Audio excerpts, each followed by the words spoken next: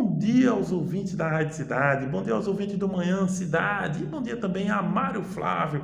Mário, viemos aqui fazer um resumão da política. Uma semana assim bem interessante, bem quente, porque eu já vou começar lá para Brasília, sabe? Porque lá pegou fogo. Durante essa semana a gente teve notícias da política que vieram do judiciário. Pois é, houve a cassação do Deltan Dallagnol, deputado pelo Podemos, também o deputado federal mais votado do Paraná, com mais de 340 mil votos. Ele é um dos ícones do chamado lavajatismo, né, que tem como outro grande nome o Sérgio Moro, que hoje é senador, também pelo Paraná. E aí o detalhe é o seguinte, é que o Deltan foi cassado por unanimidade lá no Tribunal Superior Eleitoral. São 7 votos e os 7 foram pela cassação do agora ex-deputado. Um detalhe interessante é que dos 7 ministros, 3 foram indicados pelo ex-presidente Bolsonaro, inclusive o Cássio Nunes Marques, que foi o primeiro indicado de Bolsonaro ao STF. E aí eu vou lembrar o seguinte, na composição do TSE, você tem 7 ministros, 3 vêm do STF. Tá? Então, um deles é o Cássio Nunes Marques, que votou, né, pela condenação, pela cassação do Dallagnol. Os outros 2 que votaram também são que compõem o TSE, são 2 outras alas que podem compor lá o TSE, lá na sua organização. Um detalhe aqui, essa cassação por unanimidade enfraquece a possibilidade de recurso que ele vai ter. Ele tem direito a recurso, pode recorrer ao STF, mas em Brasília se entende que é muito difícil ele reverter essa questão. Arthur Lira, presidente da Câmara, andou ensaiando digamos assim, uma rebelião quanto a isso, porque o Arthur entende que só deveria caçar deputados, os próprios deputados, mas a gente ainda espera para ver o que pode decorrer disso aí, ok? Mas veja, além da cassação, né, do Deltan Dallagnol, tivemos a questão da redução do preço dos combustíveis e também o anúncio do governo federal de que não tem mais a PPI, né, aquela política de preço de paridade internacional que a Petrobras cumpria desde o governo Michel Temer, que Bolsonaro não rompeu, e que o Lula rompe agora, né, anunciando aí que não terá mais essa vinculação ao preço do dólar com relação aos combustíveis. É esperar para ver como essa política vai ser desenhada, mas em linhas gerais o mercado não recebeu isso tão mal como se esperava, até porque a Bolsa de Valores vem numa sequência até de alta nos últimos dias. Veja, além disso, ainda tem a terceira coisa. O governo também está esperando aprovar o arcabouço fiscal, o marco fiscal, porque ele conseguiu aprovar que a votação fosse realizada em urgência. Então, quarta-feira dessa semana que está entrando, pode ser que haja a votação. E o governo conseguiu 367 votos e só 102 foram contra.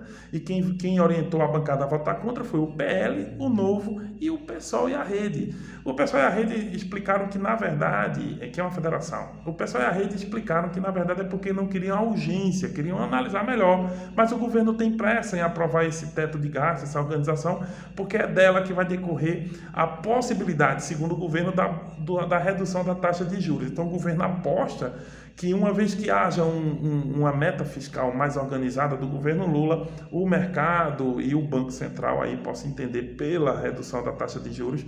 No caso, há uma certa guerra também do Banco Central, né, que é o Roberto Campos Neto, o presidente, indicado pelo Bolsonaro, com o Haddad e principalmente o Lula. Vamos aguardar, porque isso ainda vai ser votado nessa semana, mas uma semana que promete aí na Câmara dos Deputados com essa discussão. Isso interessa muito ao governo, mais do que as CPIs que estão ocorrendo, enfim. Essa é uma questão interessante para o governo. Descendo aqui, Mário, para a província, descendo para Pernambuco, a gente tem uma questão interessante. O Tribunal de Contas do Estado tem um novo integrante, né? A Assembleia Legislativa votou, né, pela aprovação do Eduardo Porto, ele que é sobrinho de Álvaro Porto, presidente da Assembleia Legislativa, e filho do Carlos Porto, que era a quem ele vai substituir. Então a família Porto já está uns 30 anos aí, mais ou menos, com o Carlos Porto, pode ficar mais 30 com o Eduardo pela idade dele, já que você pode se aposentar só com 75 anos, tá? E o Carlos Porto antecipou um pouquinho e conseguiu lá articular, a família Porto articulou para a vaga ficar com o Eduardo Porto, que é advogado, agora é conselheiro do Tribunal de Contas do Estado.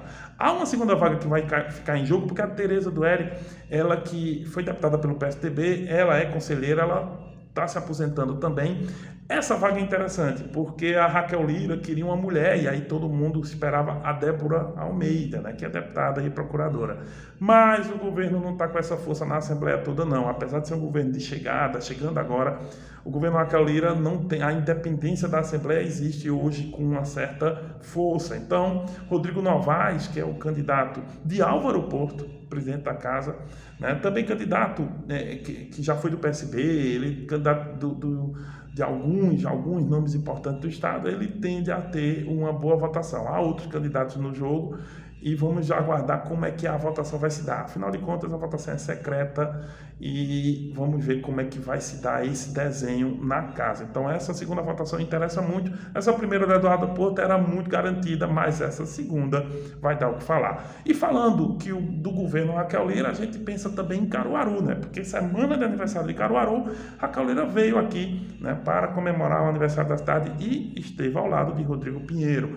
Olha, embora nos bastidores se discuta muito que há uma possibilidade de rompimento, que de algum modo Raquel não apoiaria o candidato Rodrigo Pinheiro, pelo menos nesse gesto público ela veio à cidade, afinal de contas é a cidade dela também, né? Ela veio aqui a Caruaru, fez a questão da bandeira, hasteamento da bandeira, participou do corte do bolo, e esses gestos simbólicos fortalecem, pelo menos nesse momento, a posição de Rodrigo Pinheiro como aliado dela, afinal de contas, são do mesmo partido, são do PSDB, e ele é o vice que ela deixou, né, e agora se tornou prefeito justamente porque ela renunciou para se candidatar à governadora. Porém, esse jogo não termina por aqui, por hora.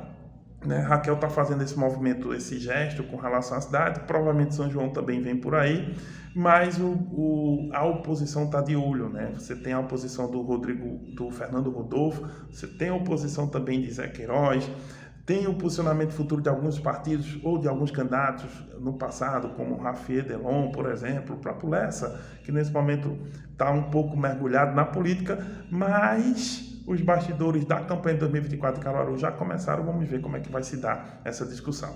Porém, isso é o que temos para essa semana que passou, e essa semana que vem promete também muita coisa, afinal de contas, a política não para. Mas, Mário, eu fico por aqui, um ótimo final de semana, e a gente se vê na segunda-feira no Café Forró e Política, 6 da manhã, e também no Momento Cidade Entrevista. Lembrando, Cidade Entrevista de segunda-feira especial com o deputado Fernando Rodolfo, uma entrevista bombástica.